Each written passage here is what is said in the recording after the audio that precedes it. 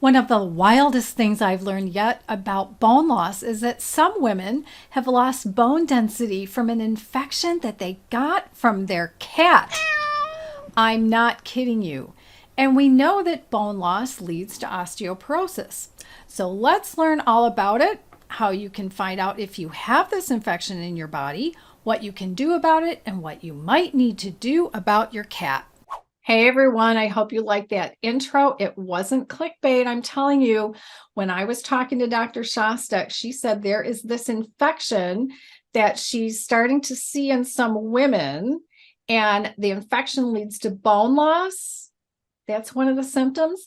And the infection comes from your cat typically. So, Dr. Shostek, welcome back. We're talking all things osteoporosis. So when you told me this, I said, we have got to do a video on this because I think this is new and you're finding patients who have a bunch of symptoms and doctors doing all kinds of tests aren't able to put it together. So start off by telling us what this infection is. Hi, Glory. Thanks for having me back. This infection is called toxoplasmosis, or it comes from a parasite called Toxoplasma gondii. Toxoplasma gondii is actually a parasite, and it works through an intermediary such as your cat. And it's when your cat poops in the litter box, this parasite has eggs in it. They can become airborne. You can breathe them in. You could get it on your hands. You could ingest it, and you can get sick. Wow. All right. So what kind of symptoms will a person have if they have this toxoplasmosis? I think the name, I'm looking at the name on my other screen here, Toxoplasma gondii infection. What are the symptoms? So symptoms are going to vary depending on a person's immune system. Some people may not feel much of anything, or they may just say, oh, I'm fatigued, and I just chalk that up to old age, or once in a while I feel like I have the flu, or I have chronic headaches, or maybe my stomach hurts once in a while. And so people will go down that pathway and pursue things like fatigue or insomnia, whatever it is, not even connecting it to something like a parasite. Oh, okay. So it's the parasite that's the issue. And that a lot of tests aren't finding because other doctors aren't connecting the dots and they're not testing for this. So how can a cat, well, you just said something with the litter box, but how can the cat be the cause of you getting this toxoplasmosis? So the cat is the carrier for this parasite. And when the cat eliminates in a litter box and you've got the waste in the house, it can dry up, it can become airborne, or when you handle it with your hands and you don't wear gloves or whatever and breathe this stuff in, over a period of time, you could actually get the parasite inside you. This is why it's very, very toxic for pregnant women to actually own a cat and have litter boxes. You've got to be super careful with the handling of it and the discarding of the cat's waste.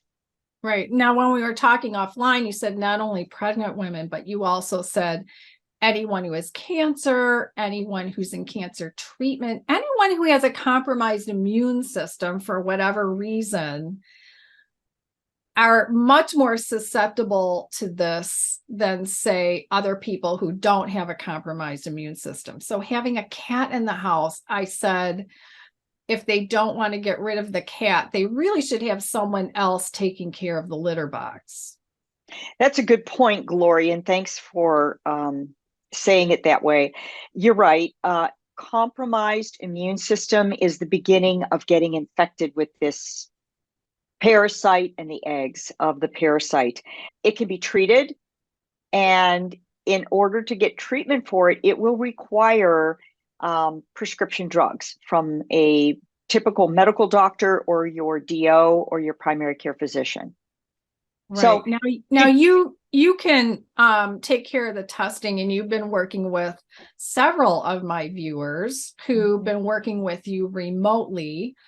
And I will show on the screen, and I'll have a link in the description box below the video to your contact page. So if they go to your contact page and scroll down, there's a contact form where they put their name, their email. I noticed phone numbers there, and it's a required field, but I told them in another video, I don't think you're going to call them.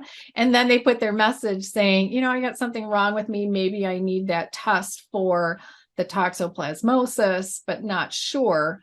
Now, we had talked about in a previous call privately, people get upset when they think, oh my goodness, my cat's making me sick. And then they say what to you? Well, we can just forget the whole thing because I'm not getting rid of Sparky. All right. Do I have to get rid of Sparky or Fluffy or whatever your cat is? No, not Fluffy.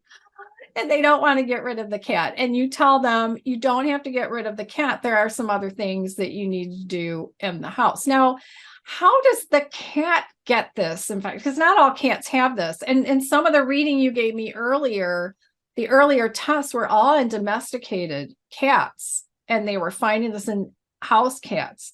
Yeah. Not in later they did a test on feral cats, but this was all on house cats. So how are the house cats getting this? The house cat is just what they call an intermediary, meaning the cat ate something, such as a mouse that was carrying the parasite, or other raw meat, or something else that where they picked up this infection, and then the cat becomes a carrier. Kind of like a mosquito becomes a carrier for Lyme disease, so to speak. Okay. So the cat's not even showing any symptoms of being sick. Oh, no. You would never know. So, you know, just be aware of this. Like, that's one of the things we need to ask ourselves is, do you have a cat? Have you eaten any raw meat?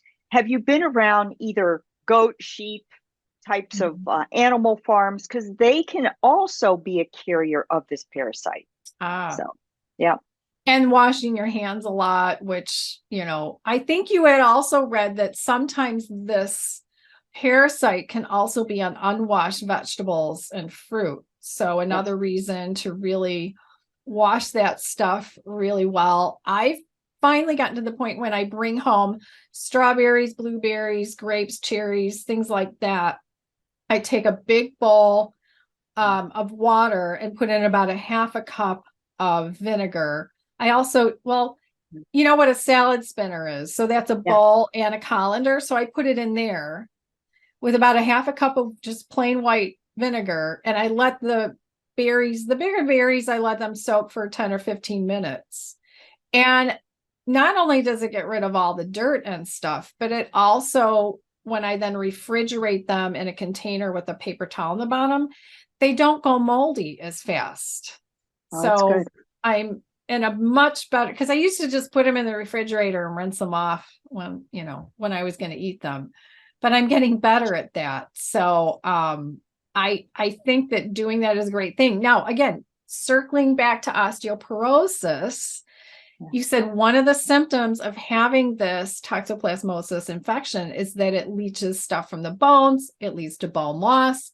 Bone loss leads to osteoporosis. So that's a connection there. Oh, absolutely. It takes a toll on the white blood cells and your immune system, which it starts in the bones. It's made in the bones. And so it really takes a toll on the whole immune system. So with patients who've been exposed, let's suppose we run the blood test and it comes out positive for antibodies against Toxoplasma gondii.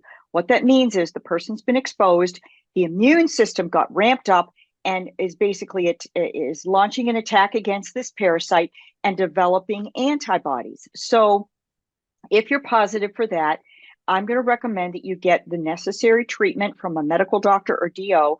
But, you know, let's suppose you're talking to your medical doctor right now about your osteoporosis and you know you have cats in the house, just get the blood test.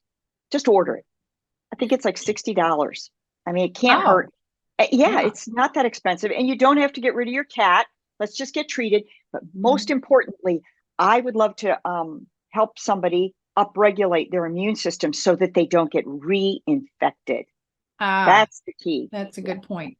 Now, if they go to their primary care and their doctor is willing to do the blood test on them for the Toxoplasma gondii infection, and it comes back positive to that doctor, and hopefully the doctor isn't pushing the bone drugs. But if it comes back positive, should the doctor be willing to order the right prescription for them? And will the doctor be knowledgeable to know what pharmaceutical fights off this infection? They should know that. Okay. They should know that. And it's very standard of care, Glory. And it's all on the internet. You can see it. You can pull it up.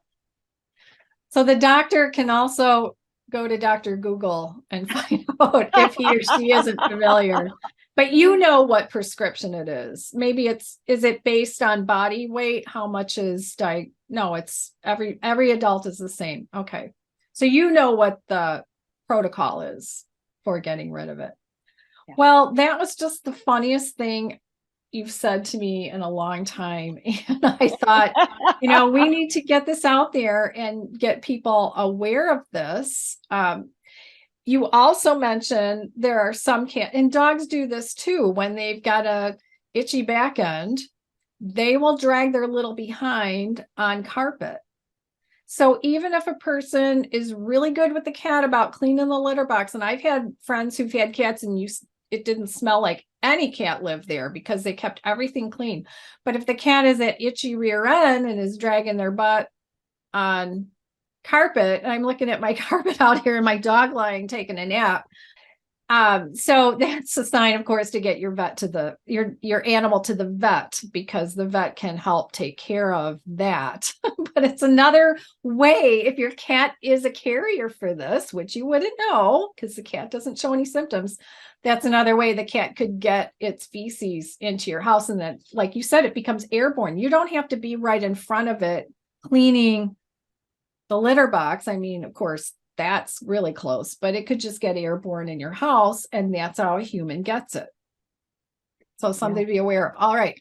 So if you want to reach Dr. Shostek, I'll have the link in the description box. Make sure to watch our other videos about osteoporosis. I have a whole playlist. I will link that below, and some other videos that you might be interested in if you want to reverse osteoporosis naturally like I did.